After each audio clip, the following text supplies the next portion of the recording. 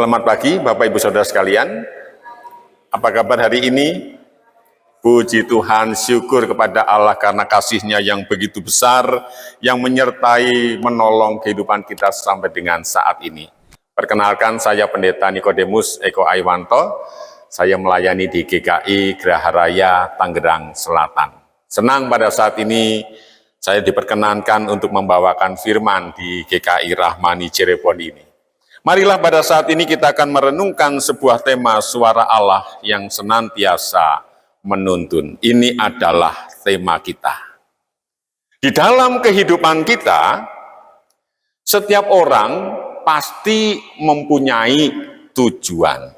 Setuju ya Bapak Ibu ya? Setiap orang pasti punya tujuan. Bisa dibayangkan, kita jalan-jalan, lalu ditanya, kita mau kemana? Terserahlah, yang penting mengikuti kaki aja. Yang penting kita ngikuti jalan aja, kemana nggak tahu, yang penting kita jalan. Mau nggak kita diajak seperti itu? Sangat membosankan, ini mau kemana? Sudah ke arah timur, balik lagi ke arah barat. Balik lagi ke arah utara, dan begitu seterusnya, ini mau kemana? Jadi kalau jalan-jalan tanpa tujuan, itu sama sekali tidak menyenangkan. Ayo kita bulan depan kita akan jalan-jalan, kita sewa bis. Nah tujuannya kemana? Ya terserah Pak sopirnya mau kemana, terserah dia. Apakah enak? Tentu tidak akan ada yang mau ikut, karena tidak ada tujuan. Sehingga bisa dikatakan bahwa dengan tujuan, hidup kita, perjalanan kita akan lebih bersemangat. Dan kita juga kalau punya tujuan tidak akan salah arah. Dan kita bisa menentukan jalan mana yang harus aku tempuh. Karena apa? Tujuannya jelas. Kemarin saya dari Tangerang Selatan menuju ke GKI Rahmani, saya setel itu Google Map, lalu kemudian diarahkan dan sampailah ke GKI Rahmani ini. Karena apa? Tujuannya jelas. Tetapi jika tujuannya tidak jelas, mungkin sampai sekarang saya belum sampai kemana-mana. Karena apa? Tidak tahu tujuannya kemana. Nah sekarang pertanyaannya, apa tujuan kehidupan kita? Di dalam menjalani kehidupan kita, apa tujuannya? Dapat kita baca di dalam Wahyu 7 ayat 16 sampai 17. Di sana dikatakan, mereka tidak akan menderita lapar dan dahaga lagi. Matahari atau panas terik tidak akan menimpa mereka lagi. Sebab anak domba yang di tengah-tengah tahta itu akan menggembalakan mereka dan menuntun mereka ke mata air kehidupan, dan Allah akan menghapus segala air mata dari mata mereka. Inilah tujuan kehidupan kita. Di mana tujuan kehidupan kita adalah tidak akan menderita lapar dan dahaga lagi. Matahari atau panas terik tidak akan menimpa mereka lagi. Karena apa? Pada dasarnya orang itu takut lapar, takut menderita, takut panas terik. Hari ini banyak orang yang takut dengan matahari. Kalau keluar jangan lupa pakai apa yang krim dioles-oleskan itu, nah sunblock. Yang namanya salon kecantikan larisnya luar biasa karena banyak orang takut kepada matahari. Apakah ini sebabnya matahari banyak yang tutup? Saya nggak tahu. Karena orang pada takut matahari, takut kulitnya menjadi kusem seperti saya. Sangat takut. Dan memang itulah ketika manusia jatuh ke dalam dosa. Di sana dikatakan dengan berpeluh engkau akan mencari makanan. Sehingga manusia di dalam penderitaan. Dan semua orang merasa takut ketika lapar, ketika harus menderita. Sehingga mereka ingin selalu hidup berkecukupan. Menumpuk semuanya supaya hidupnya berkecukupan, tetapi sayang. Semakin ditumpuk, semakin merasa kurang. Semakin banyak yang dikenal, semakin terkenal, semakin sedikit yang dikenal. Kan begitu, orang kalau semakin terkenal, justru dia semakin sedikit mengenal orang. Dia dikenal banyak orang, tetapi dia tidak mengenal banyak orang. Itulah yang terjadi sehingga penderitaan demi penderitaan menyelimuti kehidupan umat manusia. Tentu hal ini sesuatu yang tidak menyenangkan. Oleh karena itu Tuhan berjanji bahwa mereka tidak akan menderita lapar dan dahaga lagi. Matahari atau panas terik tidak akan menimpa mereka lagi. Segala air mata akan dihapus dari mata mereka. Inilah janji Tuhan yang menjadi tujuan kehidupan kita. Nah, sekarang kita bertanya, apakah suasana yang ideal ini terjadinya ketika nanti kita sudah di surga? Ketika kita sudah masuk ke dalam surga baru menikmati itu. Apakah kita di dunia ini tidak bisa menikmatinya? Kalau kita membaca atau mengucapkan doa Bapa kami, di sana diajarkan datanglah kerajaanmu di bumi seperti di surga. Artinya apa? Suasana seperti ini pun dapat kita nikmati, dapat kita icipi ketika kita berada di dunia ini. Supaya suasana yang ideal itu bisa kita nikmati di dalam hidup ini, bagaimana kita akan merasa berbahagia, bagaimana kita akan merasa bersuka cita di hadapan Tuhan. Nah, lalu bagaimana caranya? Jika kita perhatikan bacaan kita di dalam ayat 17 dikatakan, anak domba yang di tengah-tengah tahta itu akan menggembalakan mereka dan menuntun mereka ke mata air kehidupan. Anak domba ditulis dengan huruf besar. Di situ adalah Kristus. Di mana Tuhan Yesus, anak domba, gembala yang baik, akan menuntun anak-anaknya menuju air tenang dan padang rumput yang hijau, seperti dinyanyikan di dalam Mazmur 23. Ia menuntunku ke air yang tenang. Bisa lagunya? Bisa ya? Itu lagu itu sangat terkenal sekali itu sejak saya masih muda ya. Dulu saya pernah muda Bapak Ibu. Sekarang sudah tua ya sekarang ya. Semua orang dulu pernah muda ya, tapi lama-lama dengan bertambahnya usia dia semakin tua dan akhirnya digantikan oleh generasi berikutnya. Itu semua orang, tidak pandang bulu siapapun dia, pasti tambah hari usianya semakin bertambah. Ya, dan semua orang ingin hidup selama-lamanya. Makanya tidak heran ulang tahun yang ke-90 pun nyanyinya apa? Panjang umurnya ya. Itu usia berapa? 90. Usia 98 ulang tahun, nyanyinya tetap panjang umurnya. Saya pernah, emak-emak ini usianya 86. Lalu saya berdoa, Tuhan, tolonglah emak kami ini Tuhan, berikan umur panjang kepada dia. Begitu saya amin, saya dimarahin Bapak, Ibu, dimarahin. Kamu kalau doa yang benar. Loh kenapa mak? Kan aku doa yang benar. Kamu kira aku nggak bosen apa? 86. Karena apa? Ternyata grup WhatsApp-nya sudah sepi. Sudah left grup semua. Tinggal dia, anggotanya, dia adminnya. Jawab sendiri, dikirim sendiri, dibalas sendiri. Bosan sekali. Bapak Ibu pernah punya grup WhatsApp, anggotanya cuma 2 orang. Bosan enggak? Sangat membosankan, dia bilang, aku bosan. Kamu enggak usah doa begitu lagi. Baik mak, baik mak. Tapi sampai hari ini masih sehat Bapak Ibu. Sampai hari ini masih sehat. Padahal sudah saya doakan, doa saya dimarahin, tetapi masih sehat sampai hari ini.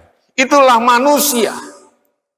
Diberi umur pendek katanya pendek, diberi umur panjang katanya panjang. Ini katanya menderita, itu juga menderita. Orang yang punya banyak duit juga menderita. Aku besok mau jalan-jalan kemana, apalagi orang yang tidak punya duit. Pasti sama-sama menderita. Lalu yang bahagia di mana? Nah, disinilah ketika kita ingin menikmati kebahagiaan itu, kita akan dituntun oleh Tuhan Yesus, Sang Gembala yang baik. Di mana Kristus akan menuntun kita. Nah, sekarang pertanyaannya, kita percaya apa tidak? Bahwa Tuhan Yesus menuntun kita. Percaya apa tidak Bapak Ibu? Amin. Ya, kita harus mengatakan aku percaya bahwa Tuhan itu menuntun semua umat manusia. Tetapi jika kita perhatikan di dalam Yohanes 10 ayat 25, di sana dikatakan Yesus menjawab mereka, aku telah mengatakannya kepada kamu, tetapi kamu tidak percaya. Ya, Tuhan Yesus telah menuntun semua umat manusia, tetapi ada yang percaya dan ada yang tidak. Inilah yang terjadi, aku telah mengatakannya kepada kamu, tetapi kamu tidak percaya. Padahal Tuhan telah menuntun anak-anaknya. Kalau kita tidak percaya kepada tuntunan Tuhan, itu bagaikan saya ke GKI Rahmani pakai GPS, saya tidak percaya kepada GPS-nya. GPS bilang depan, belok kiri. 500 meter lagi, belok kanan. 200 meter lagi, ada penjual nasi lengko, bablas saja. Terus gitu. Kalau saya tidak ikut GPS, sampai nggak ke tempat ini? Nggak bakalan sampai. GPS-nya bilang belok kanan, saya belok kiri. GPS-nya bilang lurus terus, saya belok kanan. Sampai nggak? Nggak akan sampai. Jadi ketika Tuhan menuntun kita, kita harus ikut tuntunan Tuhan. Supaya kita bisa merasakan kebahagiaan itu. Karena apa? Jika kita tidak percaya kita mengandalkan kekuatan sendiri, maka kita tidak akan merasa bahagia. Senang iya. Senang iya. Tetapi yang namanya senang itu tidak lama. Contohnya begini. Bapak Ibu jalan-jalan. Kalau sini jalan-jalannya kemana? Kalau yang ke gunung. Ke Kuningan, ke Guci, ya. Nah, Guci indah, bagus, sampai sana. Bener indah nggak? Bener apa? Indahnya bener nggak? Indah ya? Oh indah, bagus. Apakah karena indah lalu pindah ke sana? Oh kan di sini indah, pindah ke sini? Enggak. Karena apa? Karena begitu lihat indah, seneng sudah. Nanti pulang sudah selesai. Besok diajak sana lagi? Enggak aku sudah pernah ke sana. Itu membuktikan bahwa keindahan yang dikatakan itu ya hanya sekedar sekejap itu. Bromo indah, indah. Tapi kalau kita ke sana sudah sampai 20 kali, gimana? Diajak ke sana mau nggak? Nggak mau, kecuali kalau mau dikasih uang, mau. Ya, sekali ke sana dapat berapa M gitu, oh mau, berapapun aku mau gitu. Ya. Tapi kalau ke sana lagi enggak lah, aku nggak mau. Kenapa? Pernah ke sana. Jadi yang katanya indah hanya sekejap. Itu umat manusia kebanyakan hanya merasa senang. Aku senang iya. Makanya kalau orang jalan-jalan itu selalu pindah-pindah. Besok kemana nggak pernah katanya indah ke situ terus. Kecuali kalau ke rumahnya indah. Selalu indah. Ya, ke sana indah terus, indah terus, indah. Karena apa? Ketemu indah. Ya, kalau selain itu wah sama sekali nggak indah. Ya, karena apa? Sudah bosen aku. Itulah manusia, sulit merasa bahagia. Sehingga untuk menunjukkan kebahagiaan, dia sikap hidupnya aneh-aneh. Supaya apa? Merasa bahagia, tetapi juga tidak pernah berhasil. Nah, itu orang yang tidak mendengarkan tuntunan Tuhan. Lalu bagaimana dengan yang mendengarkan tuntunan Tuhan? Yohanes 10 ayat 27 sampai 28 yang demikian. Domba-dombaku mendengarkan suaraku dan aku mengenal mereka dan mereka mengikuti aku. Aku memberikan hidup yang kekal kepada mereka dan mereka pasti tidak akan binasa sampai selama-lamanya dan seorang pun tidak akan merebut mereka dari tanganku. Domba-dombaku mendengarkan suaraku.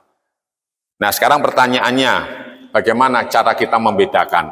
Ini suara Tuhan, itu bukan suara Tuhan. Membedakannya bagaimana? Ada yang mau usul? Bagaimana cara membedakan ini suara Tuhan, ini bukan suara Tuhan? Bagaimana cara membedakannya? Nah cara membedakannya gampang, yaitu mengenali suara Tuhan. Pasti Bapak Ibu bisa tahu, ini suara Tuhan, itu bukan suara Tuhan. Waktu saya pertama kali datang di gereja tempat saya melayani, saya sudah datang, belum masuk ruangan, tapi saya udah ngomong-ngomong, mereka belum tahu saya datang. Oh, Pak Pendeta belum datang kok, padahal sudah datang. Tapi saya orang baru. Sehingga apa? Mereka belum kenal suara saya. Tetapi sekarang, mereka di dalam ruangan, saya hanya berbicara lalu mendengar suara saya, mereka tahu enggak saya datang. Kenapa? Sebabnya. Karena mereka telah mengenal suara saya. Badan saya belum kelihatan, orangnya belum kelihatan. Suaranya sudah mereka dengar, mereka bisa menebak, itu Pak Pendeta datang. Jangankan suaranya, telapak kakinya pun, jika orang yang sudah kenal, bisa nebak enggak yang datang siapa? Saya bisa membedakan, ini cara jalan anak saya nomor 1, cara jalan istri saya, cara jalan anak saya nomor 2, saya hafal. Begitu masuk rumah, ini pasti anak saya nomor 2 ini. Cara jalannya saya tahu. Bagaimana cara membedakannya? Saya tidak tahu. Itu muncul dengan sendirinya. Ini pasti dia ini. Jangankan dari bahasa tubuhnya. 100 meter di depan kita, gelap, cuma siluet orangnya, tapi cara jalannya kita bisa nebak. Ayo tebak-tebakan, ini siapa? Bisa nebak enggak? Bisa nebak. Karena apa? Sudah kenal. Demikian juga cara kita membedakan mana suara Tuhan, mana yang bukan. Caranya dengan mengenali suara Tuhan. Apa suara Tuhan? Yaitu firman Tuhan.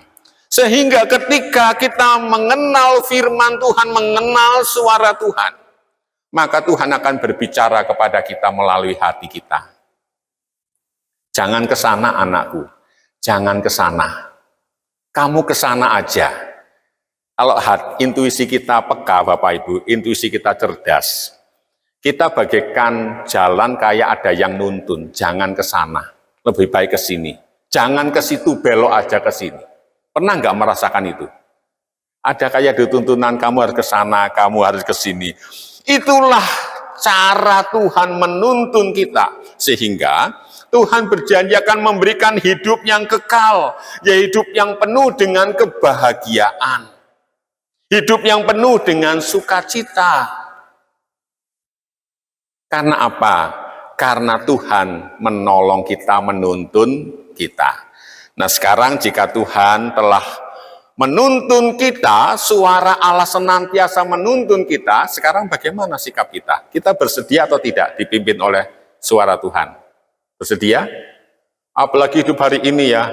Hidup hari ini itu banyak perjuangan yang luar biasa. Persaingan luar biasa. Nah, jika kita tidak mengandalkan Tuhan, pasti kita akan terseok-seok di dalam menjalani hidup ini. Oleh karena itu marilah di dalam menjalani ini kita mendengarkan suara Tuhan, kita bersedia dituntun oleh suaranya, dan kita mengenal suaranya melalui firman Tuhan yang kita baca setiap saat. Jadi sesibuk apapun, kita harus selalu baca firman Tuhan. Itu cara kita mengenal suara Tuhan. Lama-lama hati kita jadi paham, ini suara Tuhan atau bukan? Itu suara Tuhan atau bukan? Kenapa? Hidup ini selalu memilih. Setiap saat harus selalu memilih. Nah, kalau pilihan kita salah, kan cilaka kita. Jadi marilah kita mengenal suara Tuhan, supaya ketika Tuhan menuntun kita, maka kita pun akan dituntunnya ke air tenang dan padang rumput yang hijau. Amin, Bapak Ibu Saudara sekalian. Selamat menjalani kehidupan ini dengan dituntun oleh Tuhan. Tuhan memberkati kita. Amin.